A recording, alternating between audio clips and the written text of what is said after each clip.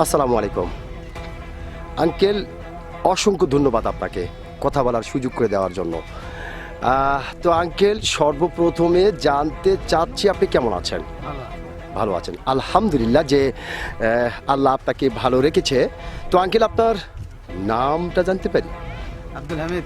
আব্দুল হামিদ, সুন্দর একটি নাম আপনার, অত্যন্ত চমৎকার একটি নাম আপনার। এবং আপনার নাম শুনে এবং আপনাকে সামনাসামনি দেখে যেটা বোঝা যাচ্ছে, আপনি অত্যন্ত একজন সাহসী মানুষ, এটা কিন্তু আপনাকে দেখেই বোঝা যাচ্ছে। তো আঙ্কেল, আপনি কি ভোটার হয়েছেন?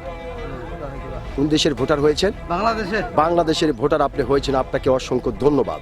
তো আঙ্কেল, যেহেতু আপনি বাংলাদেশের একজন অত্যন্ত সাহসী মানুষ এবং বাংলাদেশের ভোটার, বাংলাদেশের নাগরিক, সেই ক্ষেত্রে একটি বিষয় আপনার কাছ থেকে জানতে চাচ্ছি। বিষয়টি হলো এইবার বাংলাদেশের সরকার কে হতে পারে? আমরা তো ভোট দেবো ধানের শীষ দেন, সরকারকে তা জানি না। ভোট আমরা ধানের শীষ দেবো। আচ্ছা আচ্ছা আচ্ছা আচ্ছা আচ্ছা, মানে সরকার কি হবে না হবে ওটা দেখার বিষয় নয়, আপনি ভোট দিবেন ধানের শীষে। ধানের শীষে। অসংখ্য ধন্যবাদ আপনাকে আঙ্কেল, আপনি যে সত্যিকারের একজন সাহসী মানুষ, আপনি কিন্তু আপনার সাহসিকতার পরিচয় দিয়েছেন। আমি আশা করব আপনার এই সাহসী কথাটি বাংলাদেশের অনেক মানুষের হৃদয়ে গাঁথা থাকবে। অসংখ্য ধন্যবাদ আপনাকে।